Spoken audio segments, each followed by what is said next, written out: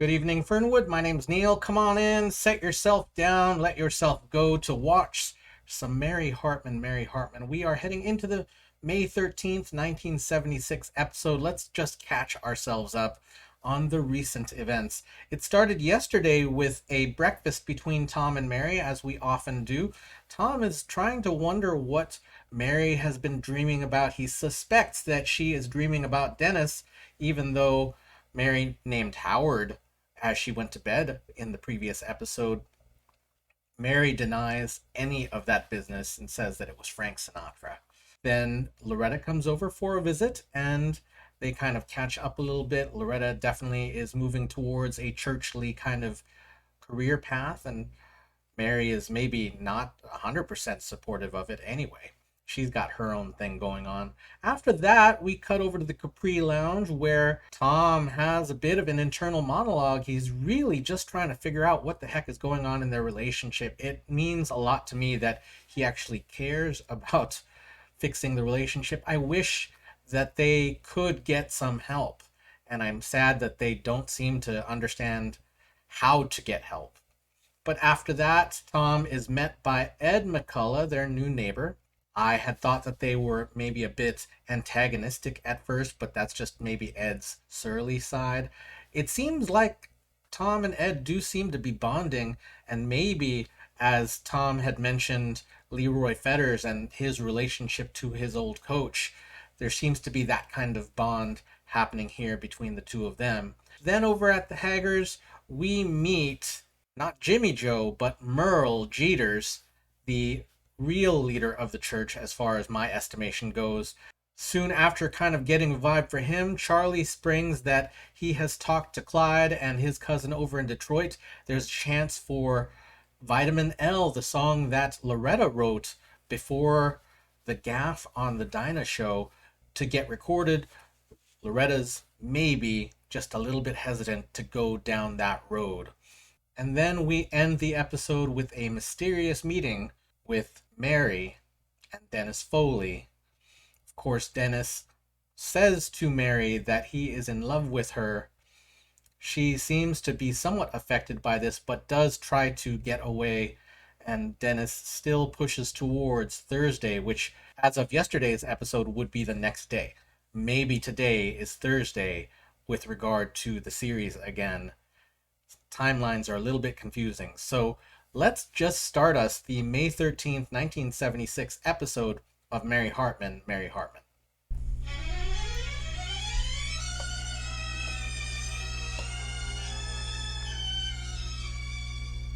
Mary Hartman! Mary Hartman! Oh, you are thirsty, aren't you? Now, don't drink too fast. Don't drink it too fast. Just take it easy. Take it easy. Take it easy. La da da da da da da da da da da. Because I want you to grow up to be a big, beautiful girl. Oh, hi, Tom. You know, you've been looking a little puny lately. Oh, me? No, Millicent. Millicent, I want you to meet Tom. Listen, You know, come to think of it, Tom, you've been looking a little puny lately yourself. I have? Yeah, now, drink all of it. Do you really think that plan understands you? Do you really think so? Oh, of course, Tom. It is a scientifically established fact. Yes, I think it was discovered by some independent research laboratory. Or am I thinking of acid indigestion? You know, independent research laboratories are scientifically establishing so many facts that it's hard to keep track of them. Yeah, well, I wish they'd do some research on women, believe me. Oh, but they do, Tom. They do all the time. Only it's done by psychologists and sex experts. Mary reads all those articles. Hasn't she told you anything about that? Listen, Martha, I want to ask you something about Mary, okay? What? Well, first of all, do you know where she is? I mean, she's not at home, see? I mean, I came home from work and there's no dinner started, there's no note, there's no nothing. No, Tom, I don't know where she is, but I'm sure she wasn't in an accident or the hospital would have let us know. So don't worry. Well, I'm worried about it. And Tom, Mary is always very careful about crossing the streets. I taught her that since she was a little tiny girl. She always Then what? What I'm really worried about is the way she's been acting lately. She's been acting real funny for a long time. I mean, this is not the first time she's been gone when I've gotten home from work. Now, I don't know what the hell's going on, you see? I don't know what the hell's going on with my whole marriage, Mom. Well, Tom, nobody knows what's going on with their marriage. I've been married for 35 years. I've never known what was going on with my marriage. But it doesn't mean that it hasn't been a good one. Except for that incident in that hotel room in Milwaukee with that half-naked girl. But you don't have to worry about that. Why not? Well, Mary's not interested in half-naked girls. All right, let me ask you a question. We don't know What? that. Has she ever mentioned Foley to you? Dennis? Yeah. Oh, yes, we've talked about Dennis a lot. What does she say about it? What does she say? She talks about his loving quality. His loving quality? Yes, don't you know about that? He has such great love for Kathy, you know, that his love overflows and spills on everybody. I had such a nice talk with him about that the other day. Oh, his love overflows on me and George and Mary and Grandpa, everybody. Come to think of it, he didn't mention you. But I guess that must have been just an oversight. Yeah, well, I'm talking about something entirely different. I'm not talking about his love for Kathy over the phone. I'm talking about something really... Did you and Dennis go to the jewelry store and get your ring? No, he couldn't make it. He had to do some more work on that undercover job. What undercover job?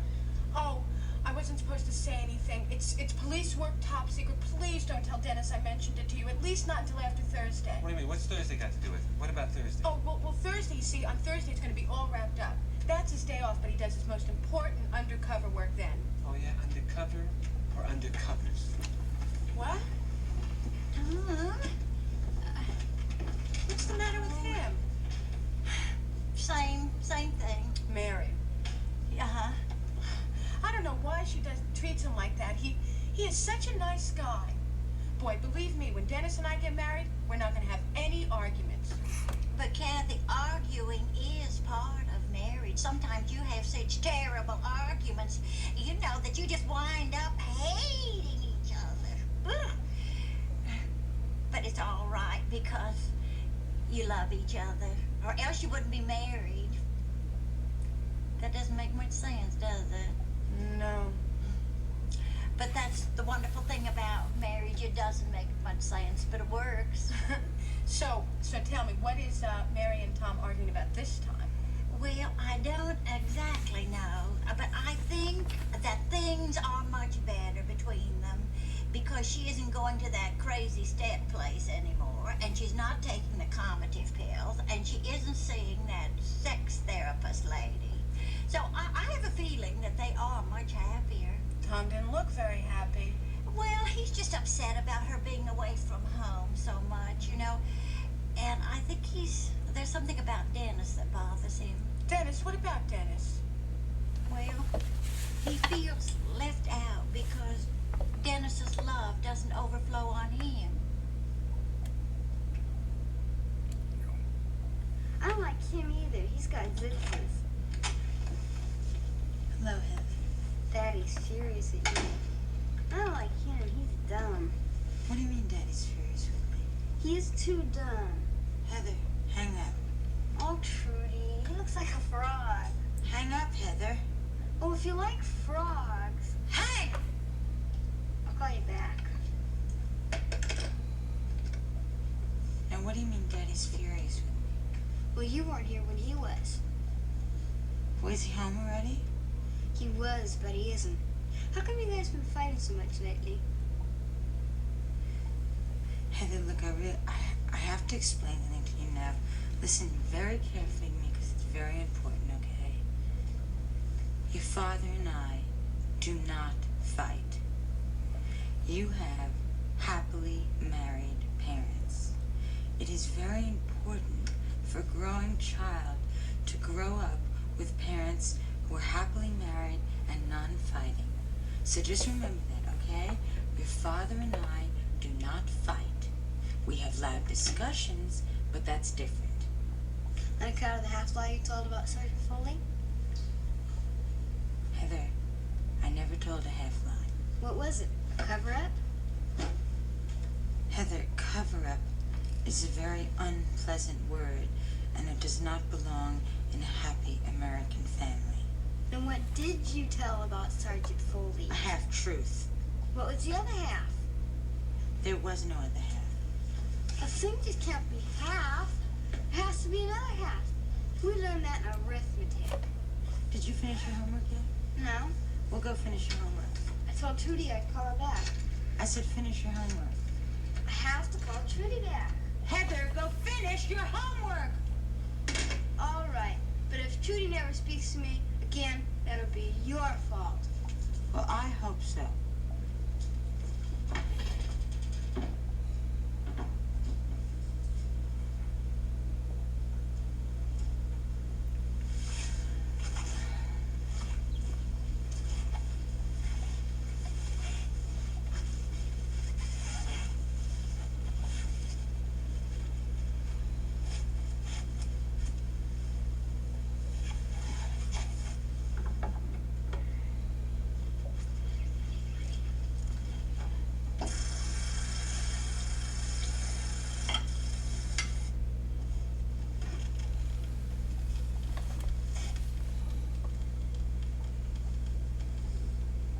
What about your concern for me? Do you have any, knowing what you know? What do I know? That I love you. It's like my whole life in pieces. Come in. Hello, Mary. Oh, hello, Howard. Oh, hey, look. Let me help you. I'll get that. Oh, here's your chart. Your mother just finished. Oh, thank you. I don't think I want to read this just now, though. Why not?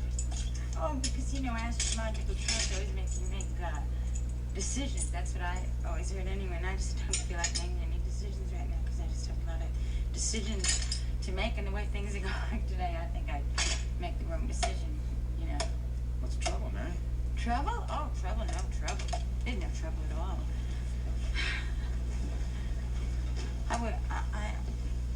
I just don't want to burden you with my trouble. It's so awful. Wouldn't be any burden if you think I could be some help. Oh, that's nice. It really is very nice of you. I really just don't want to trouble you with my trouble. Wouldn't have anything to do with a dark, blonde, curly-haired man, would it? Are you kidding? Are you kidding? I mean, Howard, it's the opposite. I mean, it's absolutely the opposite. Why did you see me anyway? Oh, no, I didn't see it anyway. Well, then, how do you know it was, what makes you think that it was a dark, blonde, curly hair? Actually, he happens to have very light brown. How did you know about that? It's in your chart. Help my mother work it out. Oh, no, look, I don't want to talk about this chart right now. I mean, I really don't want to talk about my troubles. Let's change the subject. Let's talk about your troubles. What makes you think I got trouble? Well, everybody has troubles. Everybody? If Dinah Shore has troubles, everybody has troubles. I guess you're right. So what are your troubles? Oh, my troubles. Well, I got some little family difficulties. Really? It's funny, because you're not even married. You don't have to be married to have family difficulties. I suppose so, but it helps. So what are your little family difficulties? Well, I got a brother who has a tendency to be very moody. Ed? Yes. He gets into these black moods, and it takes a little doing to get him out. But it's happened before. We'll work things out. Gee, I wish that I could be sure that I'd work things out. What am I gonna do? You're gonna sit right there, and I'm gonna fix us some coffee. And then we'll have a nice little talk.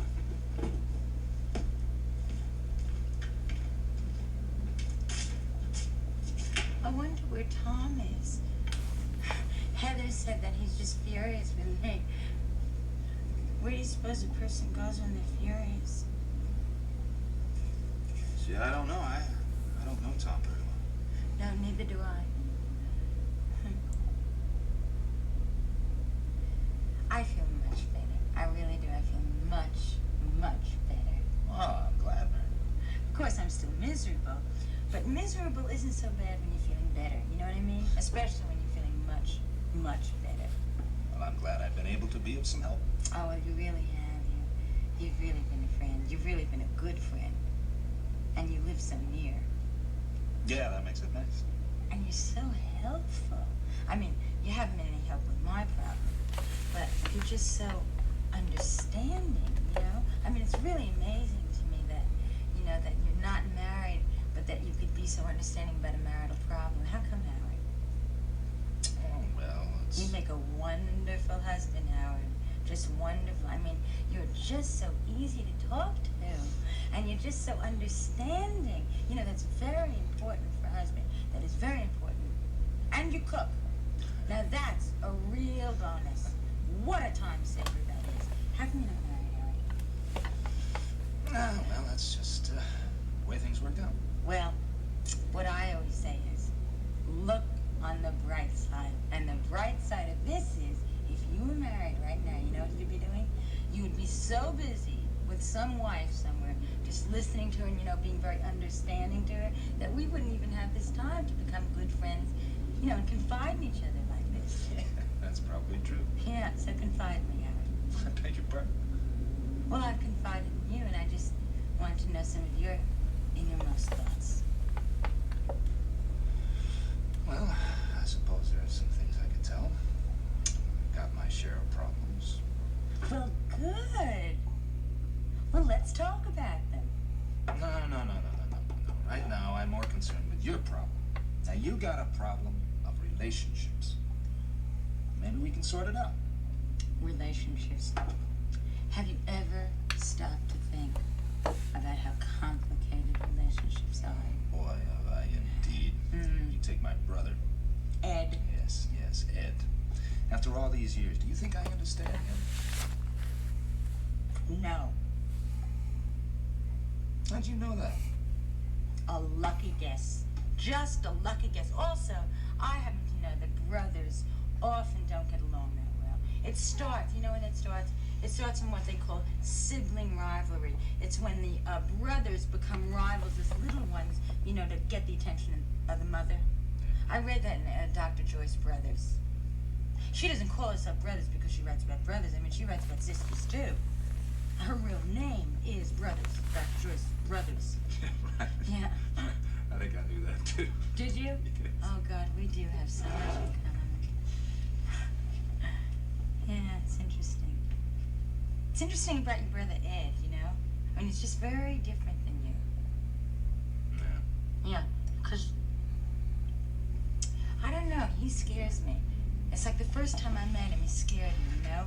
Well, I mean, he was chasing Heather and hollering, but... Yeah, I know. He tends to act tough and mean, but... No, I don't know. Actually, he's just hiding a very gentle nature. Really?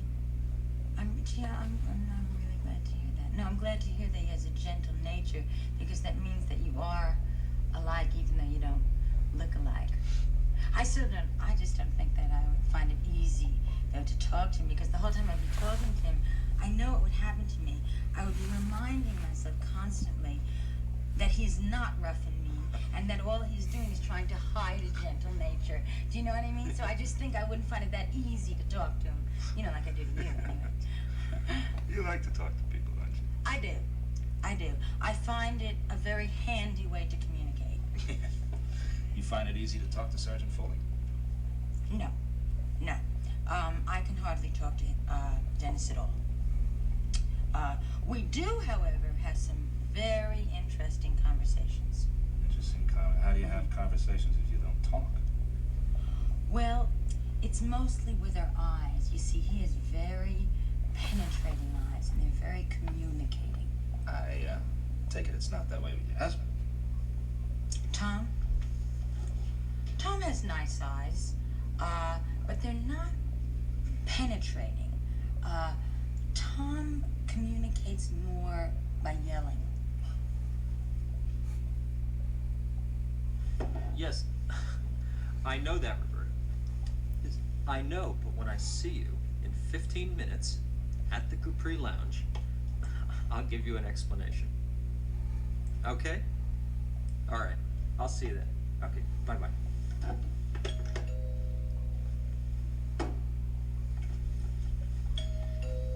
Coming.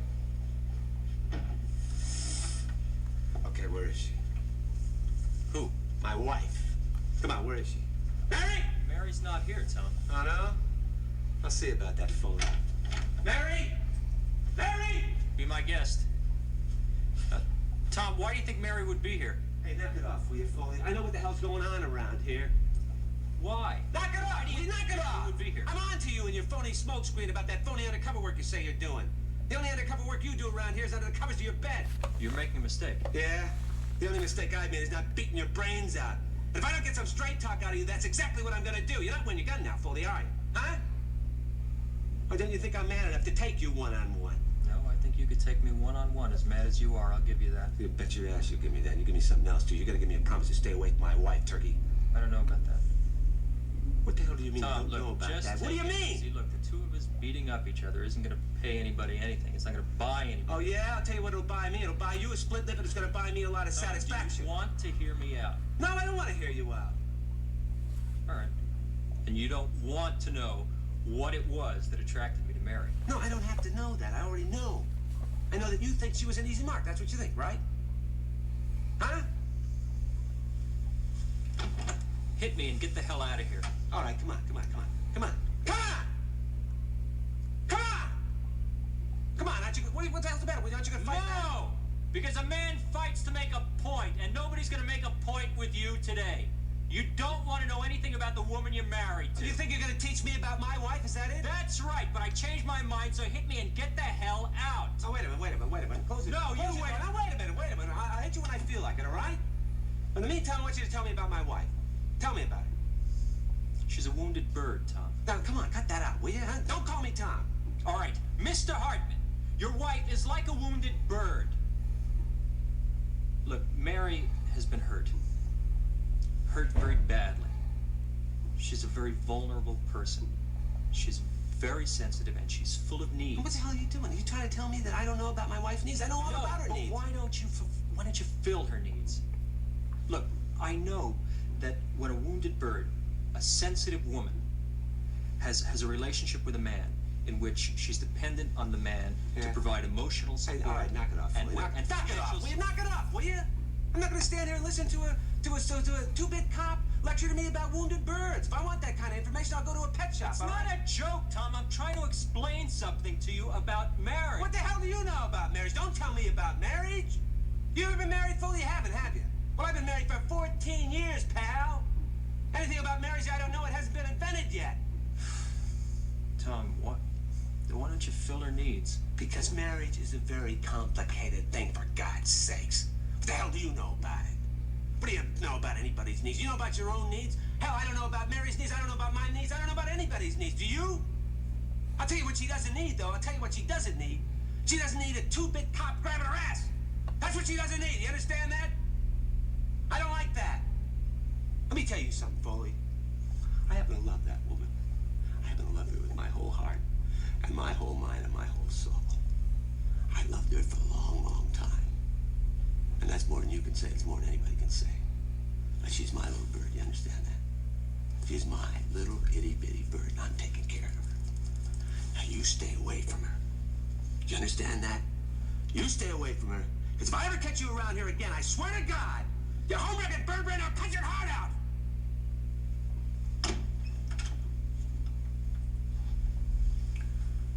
Whatever you say, Tom.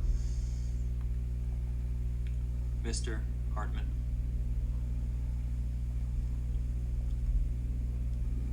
That's been a long time coming. Let's cut back to the top. Martha and Tom. Tom looking for Mary. What the hell?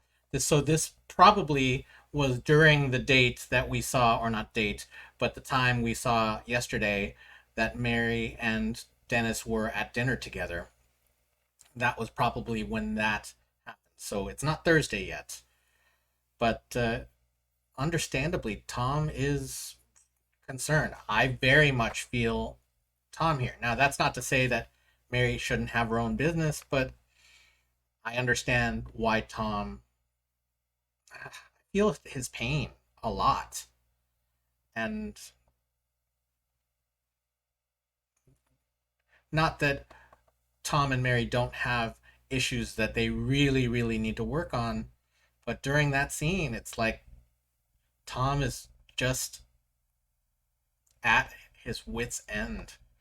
And no one seems to quite hear it. Like when we hear Martha talking about why Tom is concerned, she has not heard it. And Kathy doesn't quite understand. Of course, Kathy comes in right after that.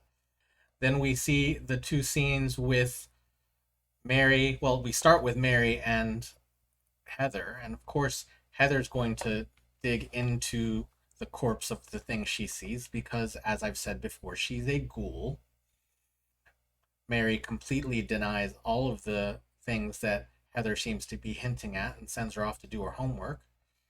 Then Ed McCullough shows up, or sorry, Howard McCullough shows up, and I think Howard gives Mary the thing that no one else in this show seems to be able to do. I feel like listening without agenda. Now, maybe there's an agenda that I haven't seen yet, but as far as I'm concerned, Howard McCullough is the one person in this show so far, in the almost 100 episodes, that has actually taken the time to listen to Mary without some kind of agenda.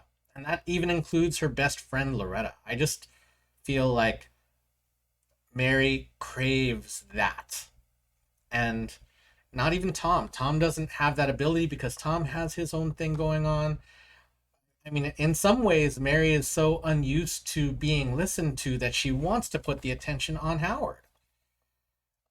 He resists that, of course, but kind of gives it into it. So basically, they're sharing their time together. They're sharing their ears for each other. They're sharing empathy and compassion. At least that's what it appears to be right now.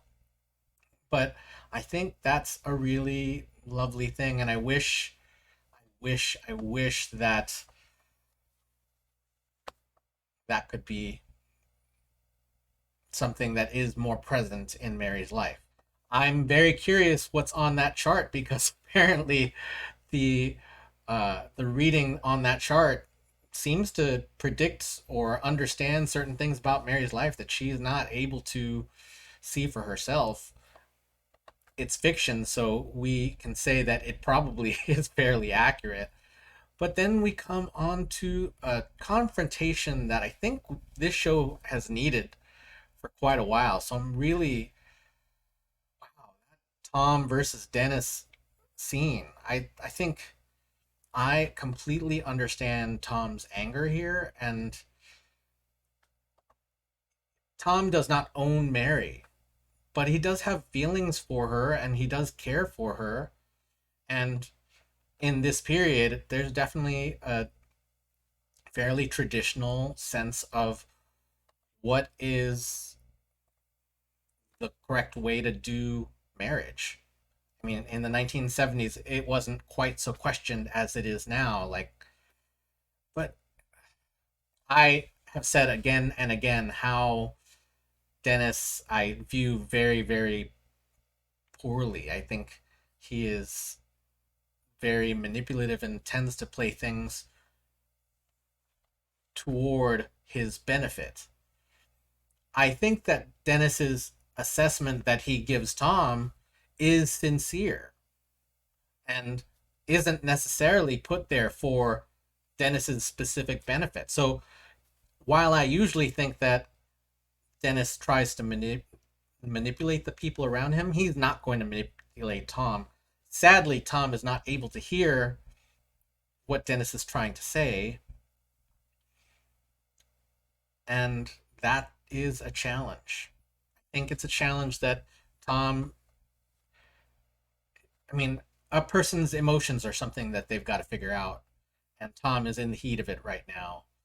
Maybe, well, Dennis is not the person to help, but Dennis definitely had a perspective that was sincere in this moment. I mean, I don't think that Dennis is insincere. I think he's manipulative, and I think he is a player, and I think that he is selfish. But in this case, I don't think he was insincere. I mean, I don't think he's insincere most of the time, but I do generally object to him. There's a lot going on. There's a sticky knot to unravel. I guess we may find out some more tomorrow night. Thanks for coming along, and thanks for listening. We will see you tomorrow night in Fernwood.